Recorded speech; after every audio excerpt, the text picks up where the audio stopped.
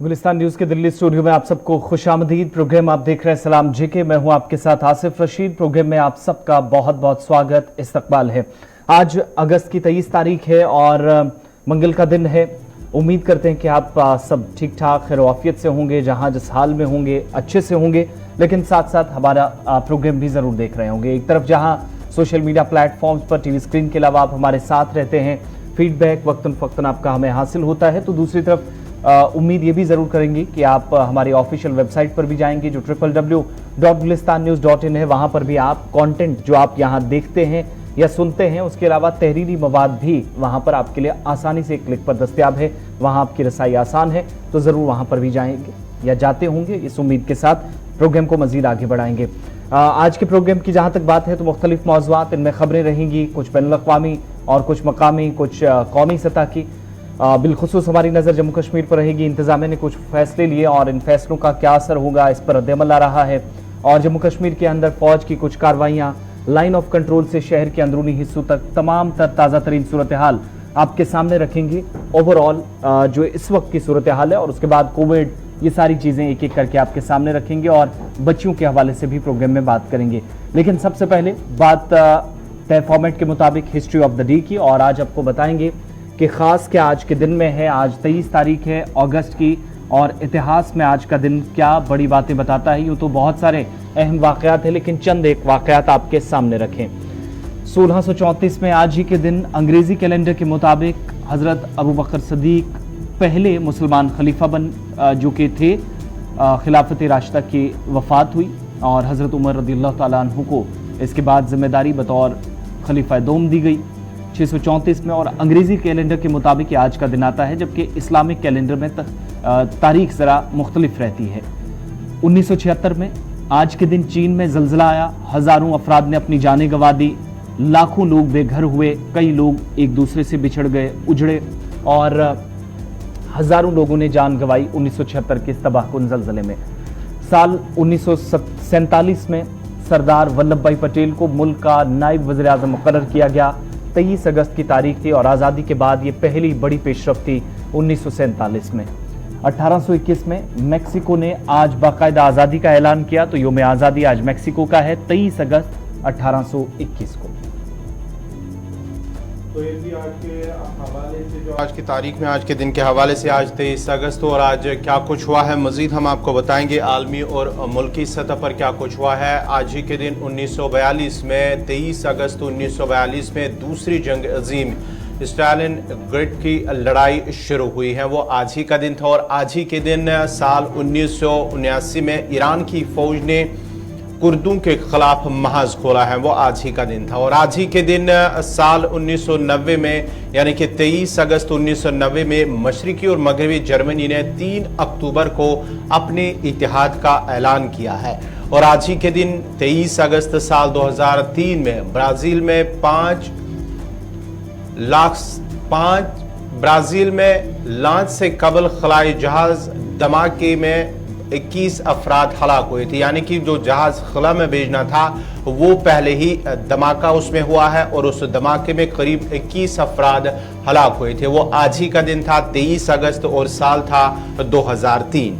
तो नाजरीन, ये थी कुछ चंद अहम मालूमात जो हमने आपके साथ शेयर की है मुल्की और आलमी सतह पर 23 अगस्त को क्या कुछ हुआ है। अब खबरों की शुरुआत करेंगे और खबरों की शुरुआत करेंगे आसिफ रशीद। चलिए प्रोग्राम का आगाज करेंगे इस वक्त की अहम खबर के साथ, जो कि भारत पाकिस्तान सरहद से आ रही है, जहां पर हलचल एक बार फिर हुई है। और जम्मू कश्मीर से बड़ी खबर ये कि लाइन ऑफ कंट्रोल पर नौशहरा सेक्टर में देर रात एक बार फिर दरअंदाजी की कोशिश हुई है, लेकिन पीआरओ डिफेंस का जो बयान जम्मू से सामने आया है उसके मुताबिक जो तस्दीक की गई है, दरअंदाजी की कोशिश हुई लेकिन जवाबी कार्रवाई की गई और इसे नाकाम बना दिया गया। इस बीच मजीद तफसीलात का भी इंतजार है, लेकिन जो इनिशियल रिपोर्ट्स आई और पीआरओ डिफेंस का बयान, क्योंकि इस तरह के आमतौर पर जब कोशिश हुई और उसके फौरी बाद सर्च ऑपरेशन भी इलाके के अंदर शुरू किए गए हैं। फिलहाल इस वक्त फौज सर्च ऑपरेशन नौशहरा के सेक्टर में चला रही है और किसी किस्म की जो नुकसान है वो यहाँ पर नहीं उठाना पड़ा है, जो अभी इतलात मौसूल हो रही हैं। बड़ी बात यह है कि पिछले 3 दिनों से यहाँ पर ऑपरेशन चल रहा था नौशहरा सेक्टर में, और एक दरअंदाजी की पहले भी कोशिश 3 दिन पहले नाकाम बनाई गई। उस वक्त भी बिना हथियार के एक शख्स दाखिल हो रहा था और फिलहाल जख्मी हालत में वो जब पकड़ा गया तो अस्पताल में इस वक्त जेर इलाज है। लेकिन राजौरी के इसी इलाके के अंदर दोबारा चूंकि ऑपरेशन चल रहा था और एक शख्स इस सरहद को अबूर करने की कोशिश कर रहा था, वार्निंग फायर किए गए, उसके बाद फायर भी ओपन हुआ है, जवाबी कार्रवाई की गई है। फिलहाल जो आखिरी इतलात मिल रही है, सर्च ऑपरेशन चल रहा है, किसी तरह का नुकसान नहीं हुआ, लेकिन दरअंदाज जो कि सरहद के इस पार आना चाह रहे थे उनको वापस खदेड़ा गया है पीआरओ डिफेंस के बयान के मुताबिक। यानी दरअंदाजी की कोशिश ये 72 घंटों में तीसरी ऐसी कोशिश है जिसे नाकाम बनाया गया। इससे पहले एक फिदायीन को जिसे पकड़ा गया जख्मी हालत में, और वो इस वक्त टांगू और बाजू में गोली लगने के बाद जख्मी हालत में अस्पताल में जेर इलाज है। फिलहाल सूरत हाल यह है कि एलओसी पर इस वक्त अलर्ट है। नौशहरा सेक्टर में जंगली इलाका है और इस इलाके के अंदर किसी भी तरीके से नुकसान ना हो, चौकसी मजीद बढ़ती जा रही है। ऑपरेशन इस वक्त भी चल रहा है। इसके साथ साथ जब खबर राजौरी की हो रही है, सरहदी जिले की हो रही है, तो एक और खबर आपको बताएं कि एक और जवान की जान चली गई है। कुल मिलाकर अब इस हमले में जान बहक होने वाले जो जवान थे उनकी तादाद 5 तक पहुंच गई है। अपडेट इस खबर का दरअसल हम आपको बता रहे हैं। ये हमला 11 तारीख को हुआ था और नॉर्दर्न कमांड उधमपुर जो 5 जवान जो जख्मी हालत में जवान मुंतकिल किए गए थे, उनमें से एक और जवान की जान चली गई है। राजौरी के अंदर हमला हुआ था 11 तारीख को जश्न आज़ादी से कबल, और उस वक्त कहा गया था कि 2 फिदायीन मारे गए जो कि जैश से वाबस्ता थे, पाकिस्तानी थे, और इनको आर्मी गेट के ऊपर मारा गया था। और हवलदार सत्यपाल सिंह जो कि जख्मी हालत में अस्पताल पहुंचाए गए थे, उन दोनों के सत्यपाल सिंह जो है वो बाकी जवानों के साथ अस्पताल पहुंचाए गए थे, उनकी भी मौत हो गई। और इस तरीके से अब इस हमले में अपनी जान गंवाने वाले जवानों की 5 तक की तादाद पहुंच गई है। सत्यपाल जो कि जयपुर, खितारी, बुहाना, झुंझुनू, राजस्थान से जिनका ताल्लुक था, जम्मू कश्मीर के अंदर खिदमात अंजाम दे रहे थे, और 11 तारीख को ये जो फिदायीन हमला हुआ था जख्मी फौजी जवानों को उसके बाद मिलिट्री अस्पताल पहुंचाया गया था। लेकिन फिलहाल इन जख्मी जवानों में से एक और की मौत हो गई है। तो 11 तारीख को फौजी कैंप के पास जो हमला हुआ, उस हमले में अब मरने वालों की तादाद पहुंच गई है 5। 4 जवानों ने पहले ही दम तोड़ दिया था, और कुल मिलाकर इस हमले को अभी तक 1 हफ्ता चूंकि मुकम्मल हो चुका है, लेकिन इसके बाद भी एक जगह एनकाउंटर हुआ। फिर इलाके से खराब मौसम के बीच कहा गया कि मिलिटेंट फरार हुए, लेकिन जो मशकूक नकलो हरकत थी उसके बाद ऑपरेशन जरूर चले। फिलहाल राजौरी के अंदर जो हमला हुआ था उस पर अपडेट ये कि 11 तारीख को होने वाले हमले में जो जख्मी फौजी जवान थे उनमें से एक और ने दम तोड़ दिया है, और इस तरीके से इस हमले में अपडेट ये कि 5वें जवान ने अपनी जान गंवा दी। तो नाज़रीन, ये थी सरहदी जिला राजौरी के हवाले से खबर। अब जरा जम्मू कश्मीर की एक और बड़ी खबर आपको बताते हैं कि जम्मू कश्मीर के हवाले से खबर यह है कि जम्मू कश्मीर में आज सुबह ही यानी कि 2:20 पर जलजले के हल्के झटके महसूस किए गए हैं। दरअसल जम्मू के इलाका जो कटरा है वहां से 61 किलोमीटर ईस्ट में, कटरा से 61 किलोमीटर दूर ईस्ट में ये जलजले के झटके महसूस किए गए हैं। और साथ ही साथ आपको बताते चले जो इस रेक्टर स्केल पर इसकी शिद्दत जो थी वो 3.9 थी इस जलजले की। इस जलजले से कोई जानी या माली नुकसान की अभी तक खबर मौसूल नहीं हुई, और ये भी बताया जाता है कि ये जमीन से तकरीबन 10 किलोमीटर नीचे जो जलजला आया है। इससे पहले भी इस तरह के वाक़ात हुए हैं। अगर हम बात करेंगे खतर पीर पंचाल की बात करेंगे या दीगर कई इलाकों की बात करेंगे कि जलजले के जो हल्के झटके हैं वो महसूस किए जा रहे हैं, लेकिन अच्छी खबर ये है कि इन जलजलों से अभी तक जो है न कोई जानी या माली नुकसान नहीं हुआ। अगर हम जम्मू कश्मीर की बात करेंगे तो आज अल सुबह ही तकरीबन 2:20 पर ये जलजले के हल्के झटके जम्मू कश्मीर के अंदर खासकर कटरा से ईस्ट 61 किलोमीटर ईस्ट ये जलजले के हल्के झटके महसूस किए गए हैं। मुल्क की सतह पर 24 घंटों में ये दूसरी बार ऐसा हुआ, और इससे पहले राजस्थान, बीकानेर में और इसके अलावा लखनऊ के अंदर भी जलजले के झटके महसूस किए गए थे। अब मशरक का इलाका जो कटरा से तकरीबन 61 किलोमीटर की दूरी पर गौहर ने आपको बता दिया, और रिक्टर स्केल पर इसकी शिद्दत 3.9 रही। किसी तरह का कोई नुकसान नहीं हुआ है। ताहम ये जरूर है कि तकरीबन 2:20 पर भारतीय वक्त के मुताबिक 2:20 पर सुबह ये जलजला आया है। आसपास के इलाकों में जरूर लोग घरों से बाहर निकले हैं जो कटरा के आसपास के एरियाज हैं, लेकिन किसी तरह का नुकसान नहीं है। फिलहाल हमारे पास कोई नुकसान के हवाले से इतला नहीं है।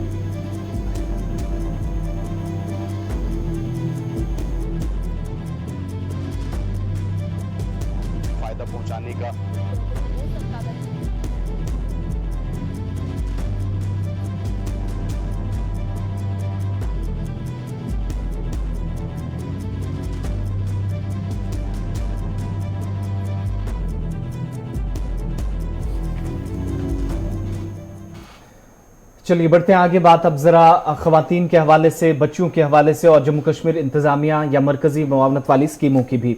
मरकजी सरकार की तरफ से कुछ ऐसी स्कीमें शुरू की गई है जिनका बराह रास्त फायदा पहुंचना चाहिए, पहुंचता है, और सोशल वेलफेयर डिपार्टमेंट जो मुख्तलिफ हिस्सों के अंदर काम करता है, पूरी मुल्क की सतह पर यह स्कीम जरूर नाफिज की जाती है। लेकिन जम्मू कश्मीर के अंदर भी जब Jammu Kashmir marriage assistant scheme की बात आती है तो कई तरह की खामियां इसमें पाई जाती है। मौजूदा वक्त में जरूर बहुत सारे लोग इससे फायदा उठा रहे हैं। बच्चियों को शादी के वक्त जो पैसा मिलना होता है स्कीम के तहत वो मिलता है। लेकिन हमारे पास जो मुख्तलिफ इलाकों से इतलात हैं या शिकायत मिली कि इस मैरिज असिस्टेंट स्कीम के नाफिज करने में कोई किसी किस्म की परेशानी नहीं, कोई दिक्कत नहीं है।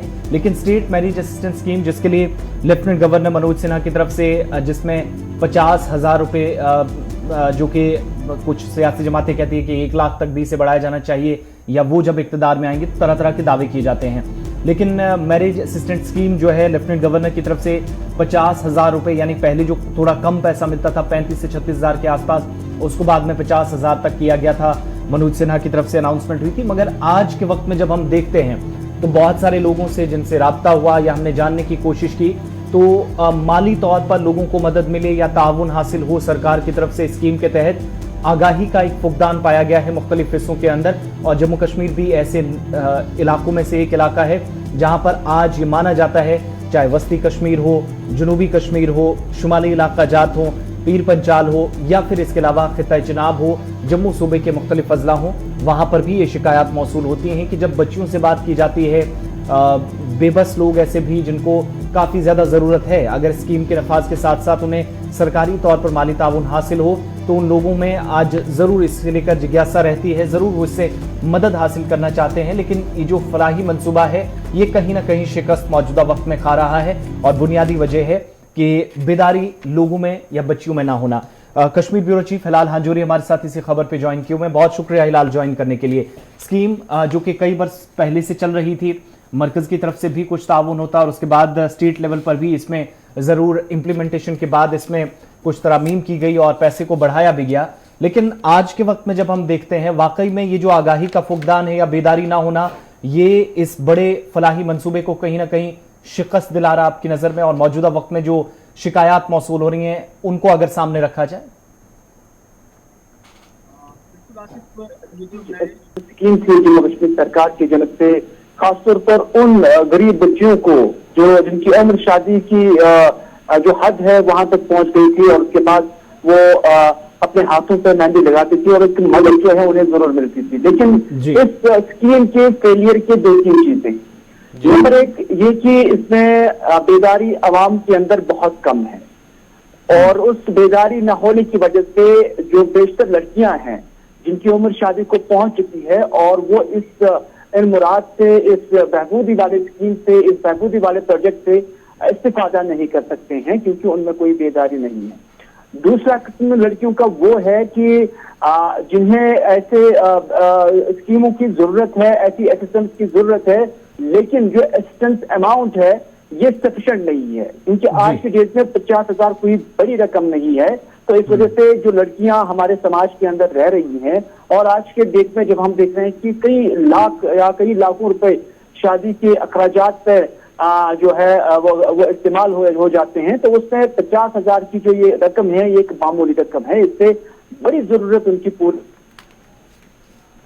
जो लड़कियां इस या जो वालिदैन इस स्कीम के लिए अब अप्लाई करते तो उन्हें यह भी पता है कि कई सारे दफातर का चक्कर काटने के बावजूद, कई सारी फॉर्मेलिटीज पूरी करने के बावजूद भी उन्हें ये स्कीम अगर इसका फायदा मिल भी जाता है तो उससे उनकी कोई बड़ी जरूरत पूरी नहीं होती है, क्योंकि आज महंगाई का दौर है तो 50,000 रुपए में कोई बड़ी चीज नहीं आती है। तो इस वजह से बड़ी डिमांड यहाँ की लड़कियों की, यहाँ के वालिदैन की, समाज की ये भी रही थी कि इस अमाउंट में एनहेंसमेंट की जाए, इसका जो रकम है वो बढ़ा दिया जाए ताकि वो रकम किसी जरूरतमंद के काम आ जाए। तो यहाँ पे जब रकम भी इनसफिशिएंट थी तो इस वजह से भी लड़कियां इससे फायदा हासिल नहीं कर पाती।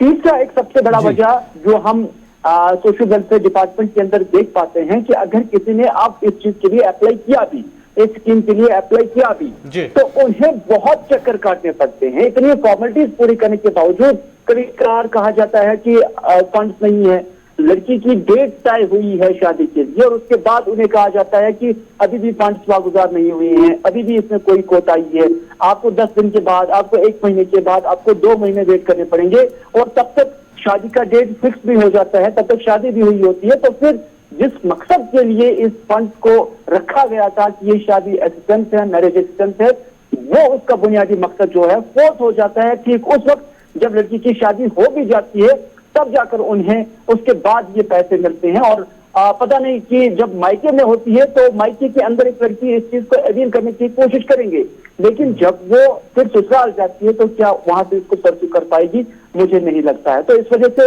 ये 2-3 अवामिल हैं जो इस स्कीम के फेलियर के जिम्मेदार है और इससे अगरचे वक्त पर एड्रेस किया जाता तो समाज के बड़े तबके को इससे फायदा भी हासिल हो जाता। अच्छा हिलाल, ये चीज़ तो समझ में आती है, कहा जा रहा है कि मौजूदा वक्त में जो हमारे ज़राए बताते हैं कि मुख्तलिफ इलाकों से जब शिकायत भी मिली तो फंड्स की कमी का हवाला दिया जाता है, लेकिन डिस्ट्रिक्ट लेवल पर या ब्लॉक सतह पर कोई ऐसी कोशिश होती है सोशल वेलफेयर डिपार्टमेंट की या उसकी कोई मुदाखलत की जो बिलो पॉवर्टी लाइन बच्चियां हैं, खवातीन हैं और शादी की हद भी पार कर चुकी हैं, उन तक पहुंचने के लिए, या इस बात पर इन्हिसार करता है डिपार्टमेंट कि लोग खुद आएंगे अप्लाई करेंगे, या फिर आप भी लोगों के पास जाते हैं, डिपार्टमेंट भी जाता है?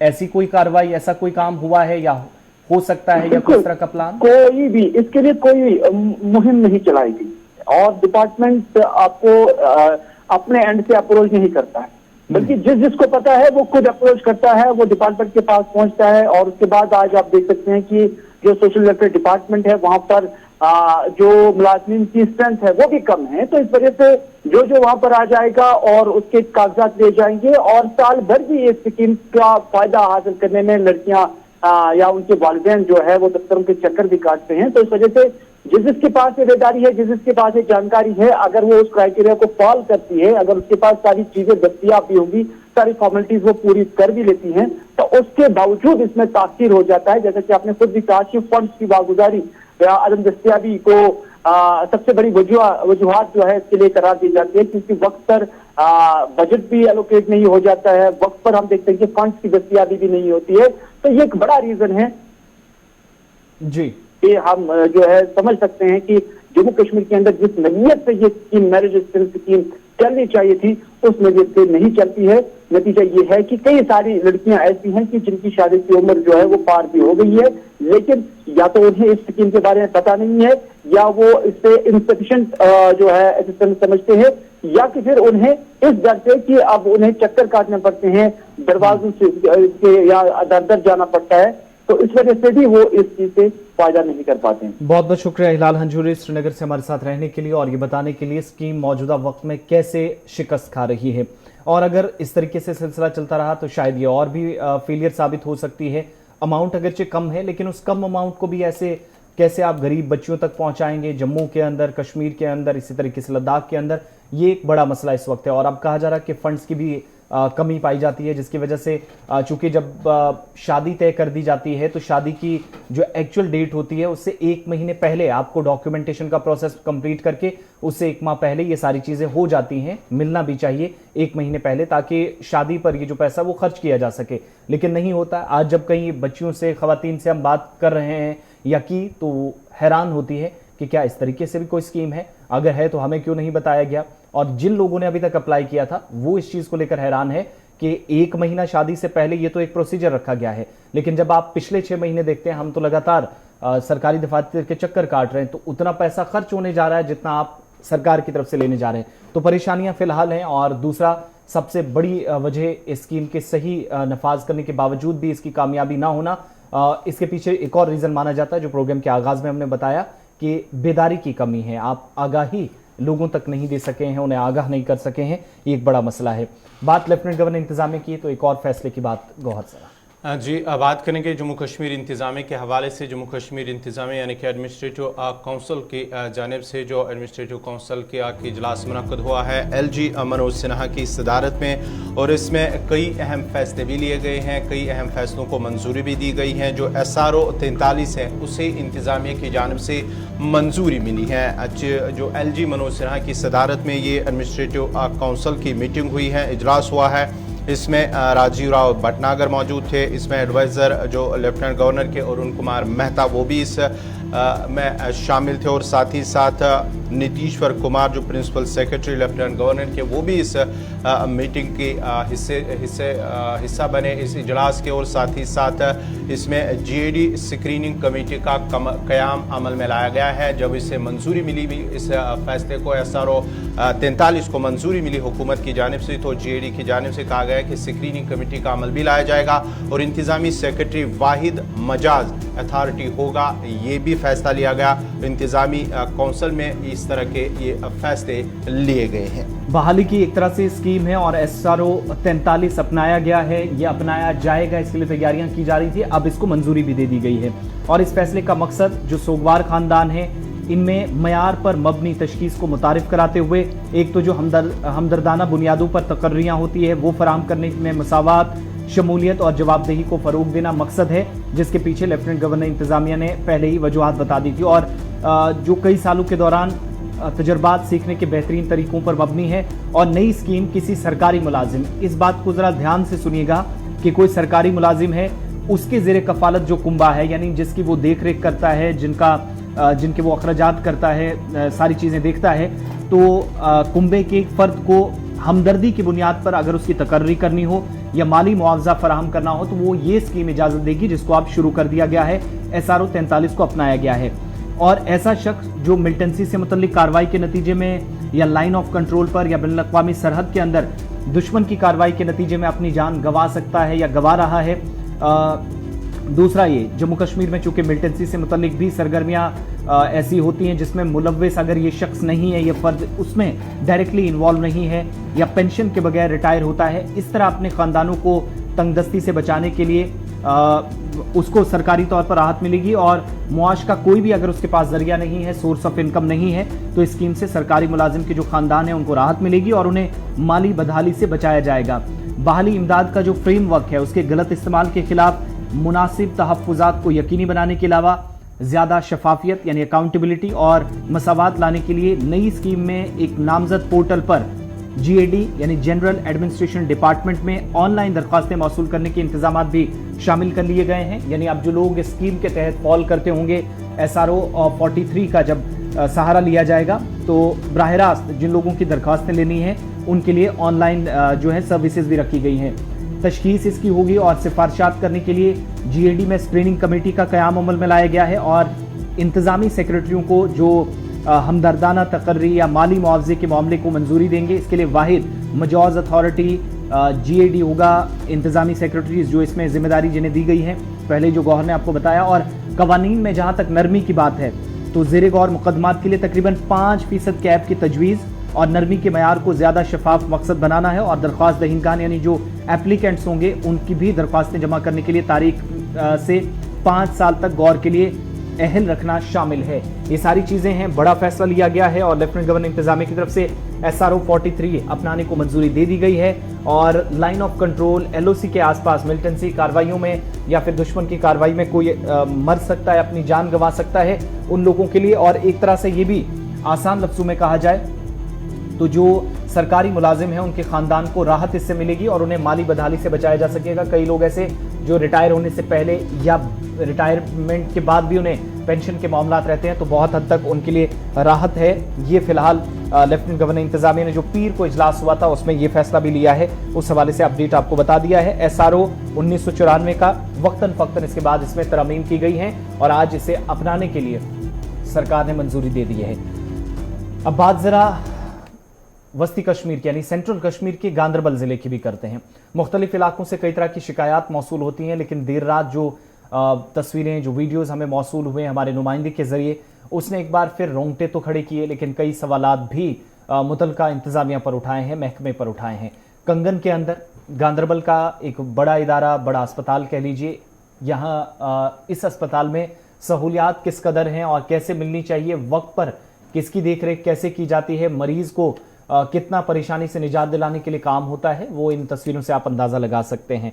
और अभी तक जो हमें जानकारी मिली है उसमें बताया जाता है कि एक दर्द ज़ेहन में मुब्तला खातून यहाँ पहुँचती है इलाज के लिए, लेकिन रात के वक्त में चारों तरफ गेट बंद, ताले लगे हैं। अस्पताल के अंदर पहुँचे लेकिन खिदमात उन्हें हासिल नहीं हुई, जिसके बाद उन्हें यहाँ से श्रीनगर मुंतकिल करना पड़ा है। सिर्फ किसके लिए कि यूएसजी के लिए ये एक परेशानी कि अगर आप इलाज तो दूर, लेकिन दर्द ज़हन में मुब्तला खातून को अगर एक मामूली टेस्ट भी कराना होता है या परेशानियां होती है प्रेग्नेंट लेडीज़ को, तो उस तरीके से भी ख़वातीन अगर यहाँ पहुँचती है, चार्ट बाकायदा लगा है कौन कौन से टेस्ट कैसे किए जाते हैं, आपने प्रीमाइसेस के अंदर नशा नहीं करना है, ये सारी चीज़ें, ऑपरेशन थिएटर, सब चीज़ें आपको चारों तरफ अच्छी फैसिलिटी नज़र आ रही होगी। लेकिन इन फैसिलिटीज़ को प्रोवाइड कितना किया जाता है और किसे किया जाता है, इस पर सवालिया निशान है गौहर, जिसने एक बार फिर बिल्कुल जिस तरह से अगर हम बात करेंगे, महकमा हेल्थ की बात करेंगे, तो दावे किए जा रहे हैं कि जो तिबी सहूलियात हैं अस्पतालों के अंदर वो काबिल इत्मीनान है। और जिस तरह से इंतज़ामिया का दावा है, जिस तरह से आला हुकाम का दावा है कि सभी अस्पताल में मरीज़ों की सहूलियात के लिए बेहतर से बेहतर तबी सहूलियात रखी जाएंगी, मैसर रखी जाएंगी। लेकिन जिस तरह से ये ताज़ा तस्वीरें आप देख सकते हैं कि किस तरह से कल रात को दर्द ज़ख्म में मुब्तला एक खातून यूएसजी के लिए अस्पताल पहुंचती हैं, लेकिन वहां से उन्हें वापस जाना पड़ रहा है। ये आप देख सकते हैं कि किस तरह की सहूलियात इस अस्पताल के अंदर है। मज़ीद तफसीलात के लिए सीधा अपने नुमाइंदे सलीम वानी के पास चलते हैं। सलीम, क्या कुछ तफसीलात हैं इस हवाले से, किस तरह, क्योंकि जिस तरह से जो तस्वीरें बता रही हैं कि एक दर्द ज़ख्म में मुब्तला एक खातून यूएसजी के लिए अस्पताल पहुंचती हैं, लेकिन वहां पर न यूएसजी मशीन है और ना ही वहां पर जो है तैनात अमला जो है, वहां पर भी उसकी कमी की वजह से भी उसे वापस श्रीनगर जाना पड़ रहा है। डिस्ट्रिक्ट हॉस्पिटल में ऐसा ही वाक़ा पेश आया था 4-5 दिन पहले, लेकिन सब डिवीजन संगन जो ट्रामा हॉस्पिटल है, जो यहाँ से सोनमर्ग तक 2 जिला तक इस हॉस्पिटल सब डिवीजन को कवर अप करता है जी। लेकिन ये कल का वाक़ा नहीं है, पूरे पिछले 4 सालों से ये लोग, यहाँ के सब डिवीजन संगन के लोग ये पुकार में रहे हैं कि इस हॉस्पिटल फैसिलिटीज दे दो। लेकिन कल वाक़ा है कि अब कल ही हम कल शाम को मेरे को 2-3 फोन कॉल आए, क्योंकि जब मैं हॉस्पिटल पहुंचा तो 10 बजे रात से, तो 2 पेशेंटों को वहां से अल्ट्रासाउंड के लिए, एक पेशेंट ऑलरेडी जो 2 दिन ट्रामा हॉस्पिटल कंगन में थी, उसको 2 दिन के बाद शाम के 10:30 बजे रेफर किया गया श्रीनगर हॉस्पिटल। और क्योंकि यहाँ पे ट्रामा हॉस्पिटल में 2 दिन अल्ट्रासाउंड होती है, वो होती है मंगलवार और शनिवार को, लेकिन ये दर्द कहानी कोई सुनने के लिए तैयार नहीं है। 1 साल पहले डायरेक्टर हेल्थ कश्मीर को ये अपडेट दिया था कि कंगन ट्रामा हॉस्पिटल को फैसिलिटीज में, क्योंकि यहाँ पे 100 के करीब स्टाफ होना चाहिए, लेकिन 45 स्टाफ मेंबर यहाँ पे एब्सेंट है, क्योंकि यहाँ पे उनकी फैसिलिटीज नहीं है, यहाँ पे TNT नहीं है।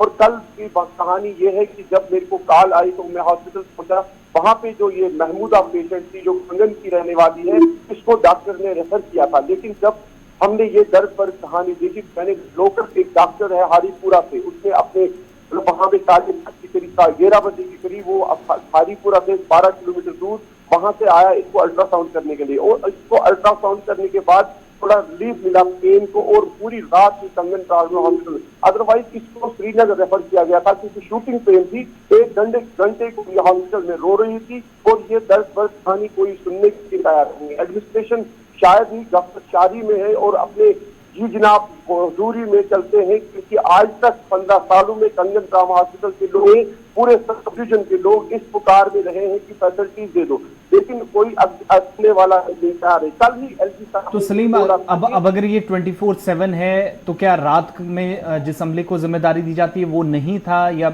वजह क्या बनी जिसकी वजह से ये सारी परेशानी 3-4 घंटे तक रही रात को इस खातून को? देखो आसिफ, ये परेशानी इसलिए है कि पूरे ट्रामा हॉस्पिटल में एक डॉक्टर होता है, उसके बाद एक गाइडी होती है पूरे ट्रामा हॉस्पिटल में, सबसे बड़ी बात। और दूसरी बात है कि पूरे 1 हफ्ते में दिन को अल्ट्रासाउंड होती है, 2 दिन होती है, वो ट्यूसडे और सैटरडे को होती है, बाकी दिनों में भी नहीं होती। और ये पेशेंट जो है, ये महमूदा जो है, इससे पिछले 3 हफ्ते से 4 अल्ट्रासाउंड किए, और वो किए प्राइवेट। 1000 रुपया एक प्राइवेट गरीब इंसान, एक लेडी को लगता है अल्ट्रासाउंड करने के लिए। और 11:30 बजे के करीब कल इसको अल्ट्रासाउंड किया गया, और उसके बाद दोबारा एक हॉस्पिटल में गई और पूरी रात को वहां पे रही। अदरवाइज इसको डॉक्टर जो कंसर्न डॉक्टर की लेडी डॉक्टर, उसके पास भी क्या है, वो भी कुछ नहीं कर सकती, क्योंकि उसके पास फैसिलिटीज नहीं है, उसके पास कोई अल्ट्रासाउंड का डॉक्टर नहीं है। पूरे ट्रामा हॉस्पिटल में नहीं, गांधरबल डिस्ट्रिक्ट में 4 दिन पहले ऐसे ही वाक़ा आया था, रात को कोई अल्ट्रासाउंड नहीं होती है, सारे लोग अपने गिरफ्तारी में अपने घरों में होते हैं, और देखने के लिए कोई इसमें नहीं है, अकाउंटेबिलिटी नहीं है। एडमिनिस्ट्रेशन शायद ही हेल्थ डिपार्टमेंट इस चीज को देखकर मुझे लगता है कि अब होशियार होना चाहिए। और ये मैंने कल अपने आंखों से देखा, 1 घंटे को ये लेडी जो थी, प्रेग्नेंट लेडी, रो रही थी अल्ट्रासाउंड के लिए, और उसके बाद लोकल डॉक्टर आता है 15 किलोमीटर दूर, उसके बाद इसको अल्ट्रासाउंड करता है। मुझे लगता है कि दर्दनाक वाक़ा है, क्योंकि हेल्थ डिपार्टमेंट ये दावे करते हैं कि हर जगह ठीक है, अगर बाकी जगहों पे फैसिलिटीज होते हैं, बाकी जगहों पे दौरे होते हैं फोटो उठाने के लिए, तो क्यों नहीं लोगों को फैसिलिटीज मिलते हैं। बहुत बहुत यहाँ पे शुक्रिया मतलब- सलीम तमाम जानकारी के लिए। तो दर्द ज़हन में मुब्तला एक खातून पहुंचती है और इस तरीके से अगर मरीज रात के वक्त में दरबदर होंगे, ठोकरें खाएंगे, तो फिर जाहिर सी बात है फिर 1000, 2000, 5000 जो टेस्ट मामूल के मुताबिक होते हैं वो फिर जाकर आप करवाएं, और वो सिलसिला इसी तरीके से आप चले क्लिनिक्स का चलता है। फिर बाद में कहा जाता है कि इस तरीके से सिस्टम चलता है, सरकारी अस्पतालों पर उंगली नहीं उठाई जा सकती। और कल ही के बयान को आप देखेंगे लेफ्टिनेंट गवर्नर मनोज सिन्हा को, तो उसमें उनने क्लियर कहा, एम्स का जिक्र किया, बड़े अस्पतालों का जिक्र किया, लेकिन ये जो छोटे अस्पताल हैं जिन पर एक बड़ी आबादी मुख्तलिफ इलाकों के अंदर इन्हिसार करती है, और ट्रॉमा अस्पताल कंगन या इससे मुलक्का जो इदारे हैं वहां पर अगर ये हालत रहती है, तो आप सेंट्रल कश्मीर के आबादी और जियोग्राफिकली जब आप इस एरिया वाइज भी जब आप इस डिस्ट्रिक्ट को देखते हैं, तो तब भी आप अंदाजा लगा सकते हैं कि मुश्किल सूरत हाल कितनी होगी। लेकिन कल भी शोबा सेहत की खिदमात क्या है, तारीफों के पुल बांध रहे थे लेफ्टिनेंट गवर्नर मनोज सिन्हा, लेकिन इन चीज़ों पर तवज्जो देना भी बहुत ज़रूरी है। इमरजेंसी पेशेंट केयर हमारे पास क्या है, यूनिट्स कैसे हैं, कैसे खिदमात हैं, उस पर भी जो सवालिया निशान है उस पर जवाब ज़रूर देना होगा मुतलकीन को। फिलहाल वक्त यहाँ छोटे से ब्रेक का है, ब्रेक के उस पार वापस लौटेंगे तो कुछ और बड़ी खबरें आपको बताएंगे। कुछ मॉड्यूल्स को लेकर कार्रवाइयाँ हुई हैं, अदालतों तक मामलात पहुंचे हैं, और कुछ मुलाजमीन को भी नौकरी से हटाया गया है। डिटेल्स बस थोड़ी देर।